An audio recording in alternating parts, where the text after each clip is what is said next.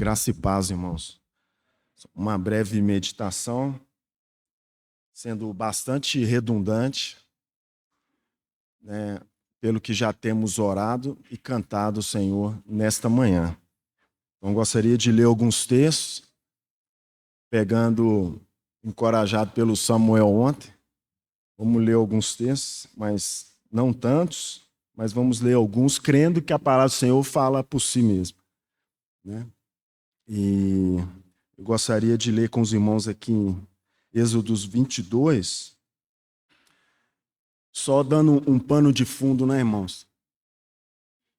Órfãos, viúvas, forasteiros, cego, pobre, o manco, né, o deficiente.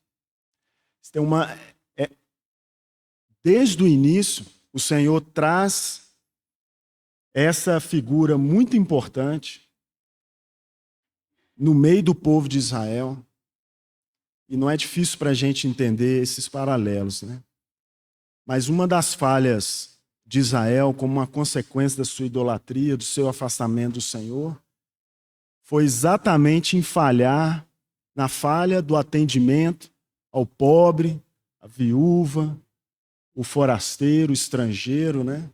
Ao cego, ou seja, todos aqueles desprovidos. E é claro que nós temos importantes lições para serem aprendidas e aplicadas no plano que a gente vive, né? Isso é importante hoje, no nosso exercício como igreja. Mas não é isso que eu quero falar. Eu quero trazer isso para um plano ainda mais elevado, né? Que eu creio que o Senhor, quando olha para a gente, o que ele viu? Aqui em Êxodo 22, já tão cedo, no versículo 21, vai dizer assim, versículos 21 e 22, não afligirás o forasteiro, nem o oprimirás, pois forasteiros fostes na terra do Egito. A nenhuma viúva nem órfão afligireis.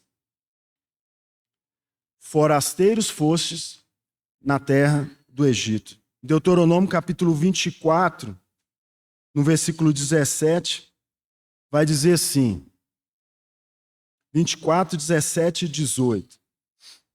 Não perverterás o direito do estrangeiro e do órfão, nem tomarás em penhor a roupa da viúva. Lembrar-te-ás de que fostes escravos no Egito, e de que o Senhor te livrou dali, pelo que te ordeno que faças isso. Forasteiros foste no Egito, escravos foste no Egito. Então o Senhor traz ao povo de Israel essa lembrança. Olha, abre o teu olho.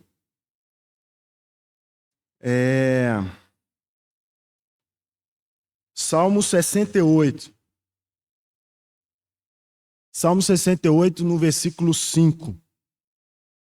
Vai dizer, Pai dos órfãos e juiz das viúvas, é Deus em sua santa morada.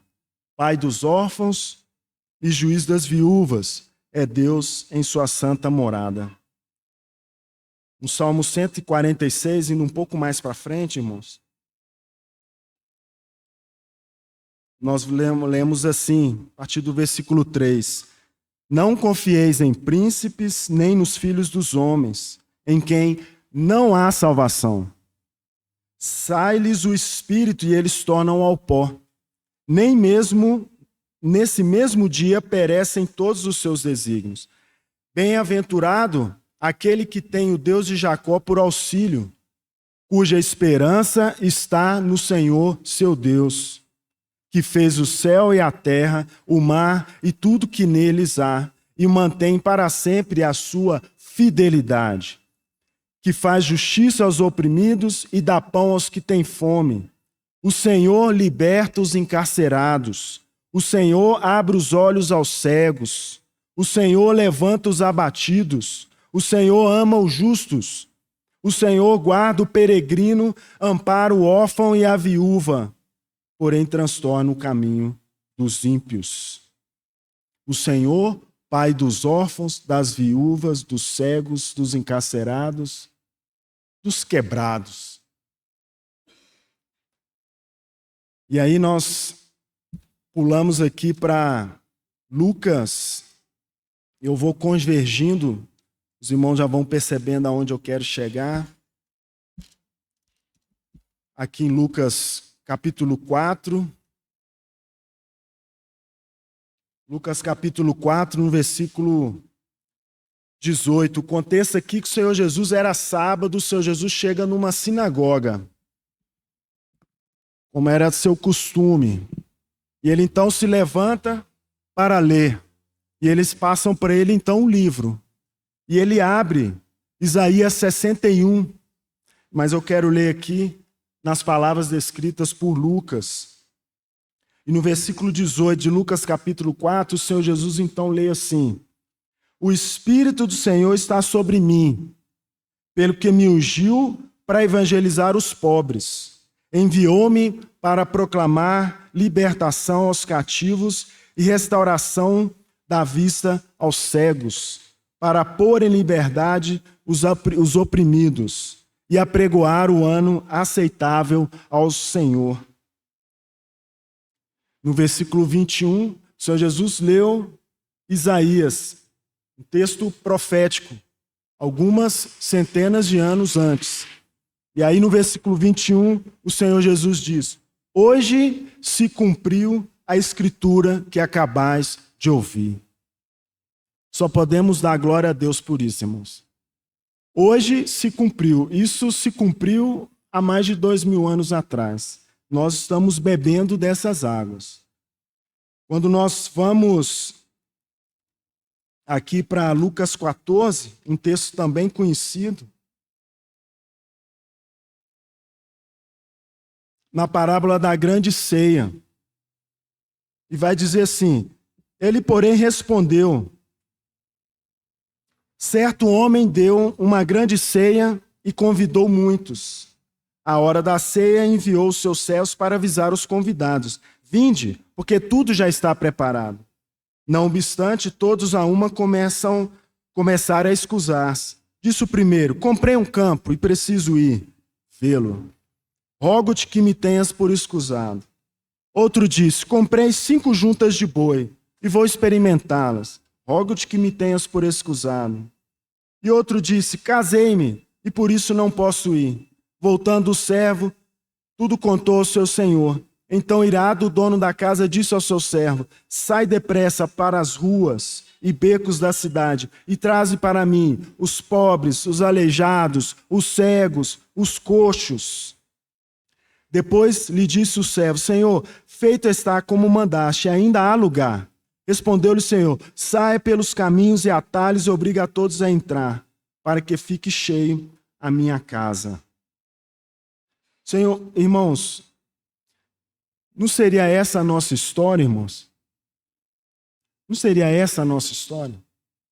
Pode haver lugar no reino de Deus para aqueles que pensam enxergar por si mesmo? Para aqueles que pensam que se sustentam por si mesmo? Que se seguram nas riquezas, se seguram na sua saúde, que acham que podem amparar a si mesmos? Será que é possível isso, irmãos?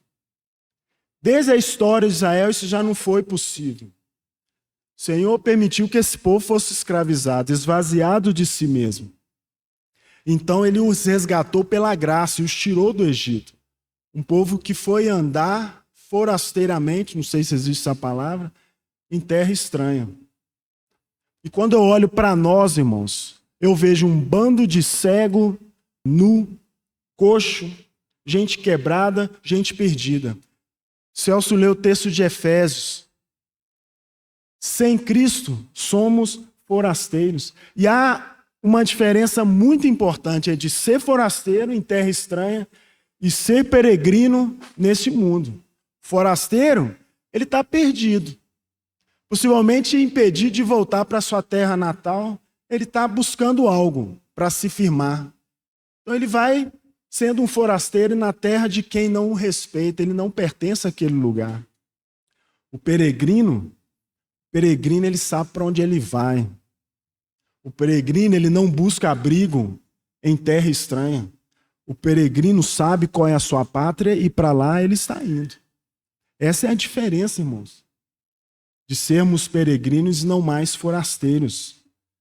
Podemos dizer como aquele cego de nascença, que foi curado pelo Senhor Jesus. E ao ser indagado pelos fariseus, querendo que ele de alguma maneira acusasse o Senhor Jesus, e eles o pressionando, ele diz: olha, se ele era pecador, eu não sei. O que eu sei é que eu era cego e agora eu vejo. Isso eu sei. Eu era cego e agora eu vejo. Essa é a nossa história, irmãos. O Senhor veio para libertar cativos do pecado. O Senhor veio para receber em seus braços órfãos, porque o Senhor Jesus não foi parado naquela cruz. Ele morreu, mas ele ressuscitou e não nos deixou órfãos. Não nos deixou órfãos. Apocalipse, capítulo 19.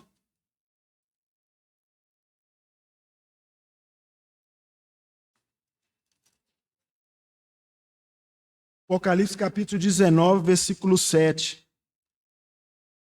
Alegremo-nos, exultemos e demos-lhe a glória, porque são chegadas as bodas do Cordeiro, cuja esposa a si mesma já se ataviou. Pois lhe foi dado vestir-se de linho finíssimo, resplandecente e puro, porque o linho finíssimo são os atos de justiça dos santos. Agora, irmãos, não estamos mais órfãos, nem somos viúva mais. Nem somos, como igreja. O Senhor já nos deu essa certeza. A igreja tem para si um noivo que a ama e morreu por ela. E esse vai voltar para resgatar a sua noiva. Irmãos, não somos órfãos, não somos viúvas, nem viúvos. Não somos coxos, cegos, não somos pobres. Porque aquele que criou todo esse universo, aquele que tudo possui, é esse que é o nosso Pai. Esse que é o nosso resgatador. Glória a Deus, irmãos. Glória a Deus. Eu acho que se podemos dizer alguma coisa, é isso. Louvado seja o nome do Senhor. Glória a Deus, porque Ele é santo, Ele é fiel a nós, e é isso que o Senhor veio fazer. Como se fosse simples assim. Peraí, vou deixar toda a minha glória e vou ali morrer naquela cruz por esses pobres, desamparados, quebrados pecadores. E vou resgatar a eles. Vou resgatá-los. Porque desamparados são. Essa é a figura daqueles que não conseguem mais se amparar em coisa alguma. Sabem que não é possível. Mas todos que enxergam a miséria que somos sem Cristo, escravos que somos do pecado sem Cristo, pobre que somos, não conseguimos enxergar nada. E como em outras oportunidades já lembrei que quando somos cegos e não podemos ver, nesse mundo não necessariamente estamos como que não vendo de fato, mas sim que nós estamos enxergando por luzes escusas que nos levam a lugar algum. E a luz do Senhor é que é o caminho santo estabelecido por meio de Cristo que nos leva ao Pai, que é a luz única que vale a pena. Leva ao Pai, que é o Pai das luzes. Amém, irmãos? Irmãos, seguro nós estamos. O Senhor Jesus é a nossa esperança. Esvaziemos de todas as coisas, como Cristo fez, porque Ele foi pobre, desamparado. Em Cristo nós vemos todas essas figuras, né? Então, que tendo isso em mente, amor, alegremos-nos, porque nesse velório aqui não há corpo, porque esse ressuscitou. Glória a Deus por isso. A nossa esperança está naquele que venceu a morte. Portanto, nele também venceremos a morte. E isso é certo, irmãos. Essa segurança nós temos. Amém? Todos somos convidados. Todos aqueles que creram nesse resgatador são convidados para participar desse momento aqui. Eu não sei se tem alguém aqui que ainda não tomou essa decisão. Se ainda não tomou essa decisão, tome. Posicione-se diante daquele que julga todas as coisas. Posicione-se e decida o único caminho possível, o único de salvação, é Cristo Jesus. Vamos participar, irmãos, desse momento com alegria. Esvaziados, meio que quase que leves, desprovidos das nossas certezas, desprovidos da nossa soberba, dos nossos achismos. Vamos descansar em Cristo, com aquela certeza tomada pela fé, de que, a despeito do que está por vir, nós não sabemos o que acontecerá conosco daqui a 1 minuto, 2 minutos, 5 minutos. Mas a certeza que nós podemos ter pela fé é que aquele que morreu por nós, esse é o nosso resgatador, ele vai nos receber. Ele vai voltar. Ele vai desposar a sua esposa. Amém, irmãos? Senhor, muito obrigado, Senhor. Porque todo esse exercício foi o Senhor que fez. O que poderíamos fazer, Senhor, para complementar a tua obra? O Senhor vem nos resgatando desde que pecamos em Adão, logo no início de todas as coisas. Glória ao teu nome, Senhor, porque o Senhor Jesus estabeleceu em si mesmo, naquela cruz, um caminho de salvação.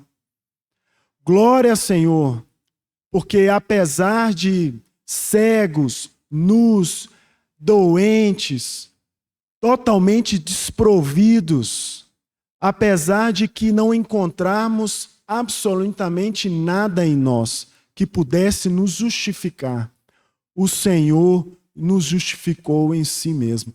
Glória ao teu nome, Senhor Jesus. O Senhor é o Santo, Santo, Santo, o único inocente homem que esteve aqui nessa terra e foi o que morreu naquela cruz para nos salvar.